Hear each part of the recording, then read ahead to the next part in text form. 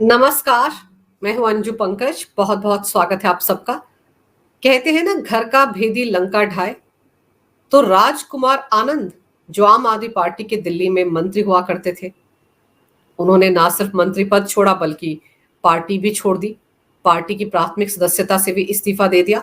हालांकि उनका इस्तीफा अभी तक स्वीकार नहीं हुआ है, क्योंकि उन्होंने इस्तीफा भेजा था केजरीवाल को, और केजरीवाल तो तिहाड़ जेल में है। और अब उन्होंने जिस तरह से पार्टी के अंदर क्या कुछ चल रहा था, कैसे अरविंद केजरीवाल दलित विरोधी राजनीति कर रहे थे, उसका पूरा खाका खोल कर रख दिया है। उन्होंने बाकायदा एक चिट्ठी लिखी है दिल्ली के एलजी को, जिसमें उन्होंने लिखा है कि सफाई कर्मचारियों के साथ अरविंद केजरीवाल ने क्या किया। उनको कहा गया था कि रेगुलर किया जाएगा, लेकिन वो सबके सब कॉन्ट्रैक्ट पर है, किसी को रेगुलर नहीं किया। अरविंद केजरीवाल ऐसा करना ही नहीं चाहते थे। और राजकुमार आनंद का कहना है कि उन्होंने पार्टी क्यों छोड़ी, मंत्री पद से इस्तीफा भी इसीलिए दिया क्योंकि वो अरविंद केजरीवाल की एंटी दलित राजनीति से परेशान थे, बाहर निकलना चाहते थे पार्टी से। और पहले वो भी ये मानकर चलते थे कि अरविंद केजरीवाल कट्टर ईमानदार है, सच में गरीब लोगों के लिए, दिल्ली की जनता के लिए सीएम की कुर्सी पर बैठे हैं।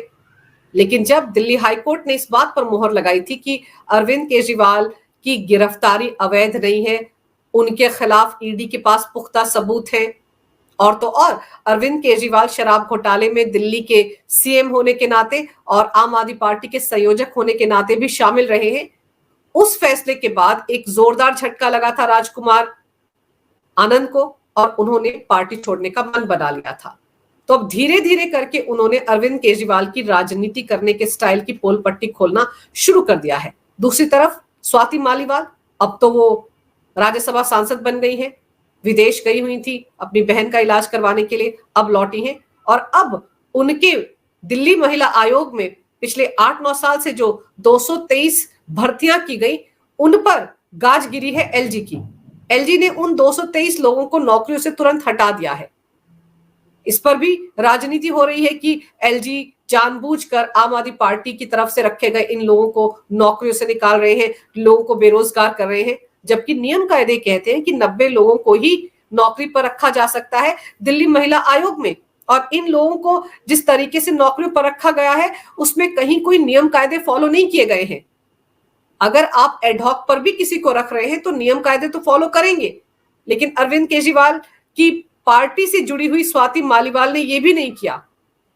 और फिर आप याद कीजिए, पिछले साल 413 लोगों को भी एलजी ने बर्खास्त कर दिया था, तब भी आम आदमी पार्टी में खलबली मच गई थी। और ये 413 लोग जो थे, ये सब भी आम आदमी पार्टी से जुड़े हुए कार्यकर्ता थे। कोई विधायक की पत्नी थी, कोई आम आदमी पार्टी का हरियाणा का कार्यकर्ता था, हरियाणा का पदाधिकारी था, कोई अरविंद केजरीवाल के साथ चल रहे बॉडीगार्ड का रिश्तेदार था, कहीं पर तो अरविंद केजरीवाल के मार्शल को नौकरी दी गई थी। इन सबको 60,000 से लेकर 2 लाख रुपए तक के वेतन पर रखा गया था। और ये लोग काम किसी विभाग में नहीं करते थे, सिर्फ और सिर्फ आम आदमी पार्टी की पैरवी करते थे, सोशल मीडिया पर भी एक्टिव रहते थे, आम आदमी पार्टी के वर्कर के तौर पर काम करते थे, और जबकि इन्हें अलग अलग विभागों में फिट किया गया था।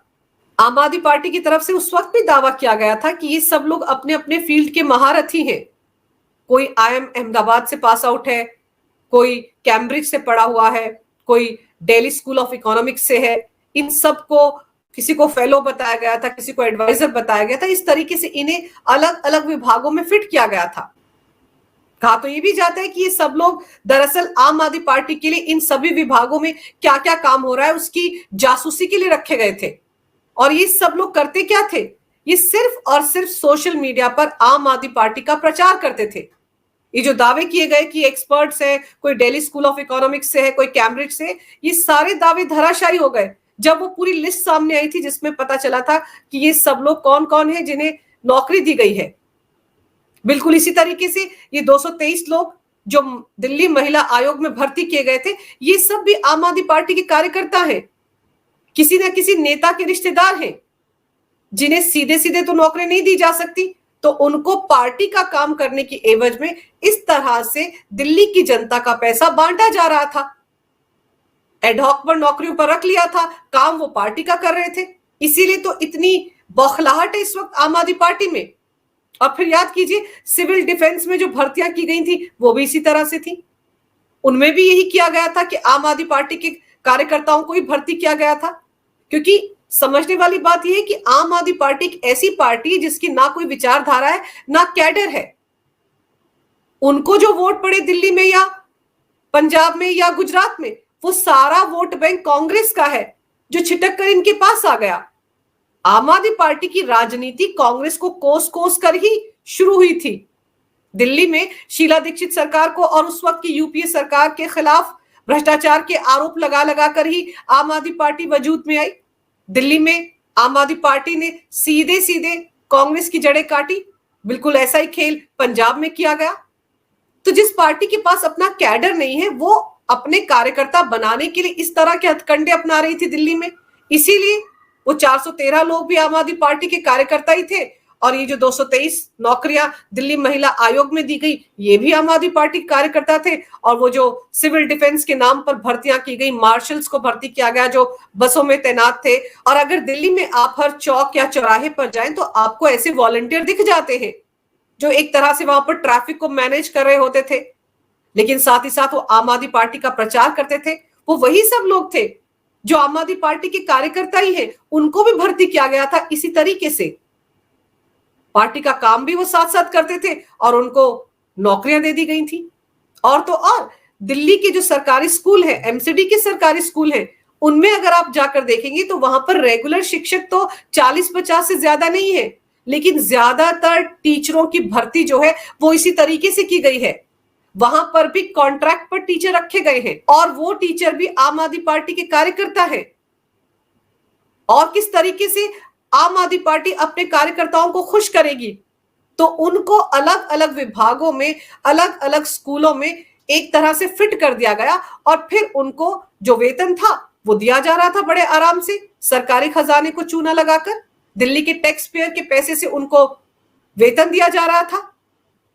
इसकी पोल पट्टी भी तो अभी खुली है, जब दिल्ली हाई कोर्ट में दिल्ली के सरकारी स्कूलों और एमसीडी के सरकारी स्कूलों का मामला चल रहा था। वहीं पर तो ये डाटा सामने आया था कि दिल्ली के सरकारी स्कूलों में एडहॉक पर या कॉन्ट्रैक्ट पर रखे गए टीचर्स की तादाद बहुत ज्यादा है। तो वो कहां से आए? कौन है वो टीचर जो कि बच्चों को पढ़ाने के लिए भी स्कूल नहीं आते हैं? उनमें से ज्यादातर टीचर तो नदारद रहते हैं। वो कहां जाते हैं? वो आम आदमी पार्टी का काम करते हैं। तो इस तरीके से कॉन्ट्रैक्ट पर, एडहॉक पर, नियम कायदों को ताक पर रखकर भर्तियां की आम आदमी पार्टी ने। चाहे वो 413 लोग हों या 223 ये हों या टीचर्स हों। इसके अलावा भी तमाम विभागों में ऐसी भर्तियां की गई हैं। अब धीरे धीरे करके उनकी पहचान हो रही है और एलजी उन पर गाज गिरा रहे हैं, तो आम आदमी पार्टी को मिर्ची लग रही है। इसीलिए कहा जा रहा है कि एलजी बदले की भावना से काम करते हैं। अगर आप इस तरह से अलग अलग विभागों में नौकरियां दे रहे हैं, चाहे वो कॉन्ट्रैक्ट पर हो या एडहॉक पर हो, लेकिन ट्रांसपेरेंट तरीके से तो करिए, नियम कायदों को तो फॉलो कीजिए। ये जितनी भी भर्तियां हुई हैं जिन पर एलजी ने गाज गिराई है, इन सब में नियम कायदों का ध्यान नहीं रखा गया है। इसीलिए इन सब को एक झटके में एलजी ने बर्खास्त किया है। और आम आदमी पार्टी के खिलाफ तो वैसे भी घोटालों की लंबी चौड़ी फेहरिस्त है। चाहे शीश महल घोटाला हो, शराब घोटाला हो, फीडबैक जासूसी घोटाला हो, फिर डीटीसी बस घोटाला हो, क्लासरूम घोटाला हो, यमुना सफाई घोटाला हो, लंबी चौड़ी फेहरिस्त है। उसमें एक और मामला जुड़ गया है, ये दिल्ली महिला आयोग का। और आपको याद दिला दूं कि 2016 में आम आदमी पार्टी ने एक फीडबैक यूनिट का गठन किया था। उसमें भी जो भर्तियां की गई थी वो भी नियम कायदों को ताक पर रखकर की गई थी। और उस मामले में तो ये आरोप लगाए गए थे कांग्रेस के नेता संदीप दीक्षित की तरफ से और किरण वालिया की तरफ से कि उसमें अरविंद केजरीवाल अपनी पार्टी के साथ साथ बाकी सभी राजनीतिक दलों के नेताओं की जासूसी करवाते थे। संदीप दीक्षित खुद शिकायत लेकर पहुंचे थे एलजी के पास और ये कहा था कि उनकी जासूसी करवा रहे हैं अरविंद केजरीवाल। और उस यूनिट में भी जो भर्तियां की गई थी वो नियम कायदों को ताक पर रखकर की गई थी। तो इस तरीके से अवैध तरीके से अपने लोगों को रेवड़ियां बांटने का कार्यक्रम अरविंद केजरीवाल ने धड़ल्ले से चला रखा है दिल्ली में। और अब धीरे धीरे करके उनकी पोल पट्टी खुल रही है, तो मिर्ची लगना तो लाजमी है। लेकिन अब देखना दिलचस्प होगा कि इसके बाद अगला नंबर किसका है, कौन से विभाग में से लोगों की छंटनी करते हैं एलजी। अगर आपको ये वीडियो अच्छा लगे तो कृपया इसे लाइक करें, शेयर करें। अगर आप पहली बार मेरे चैनल पर आए हैं तो कृपया मेरे चैनल को सब्सक्राइब करना ना भूलें। मेरे चैनल को अपना पूरा समर्थन दें। ये वीडियो देखने के लिए बहुत बहुत धन्यवाद। नमस्कार। भारत माता की जय हो। वंदे मातरम और जय श्री राम।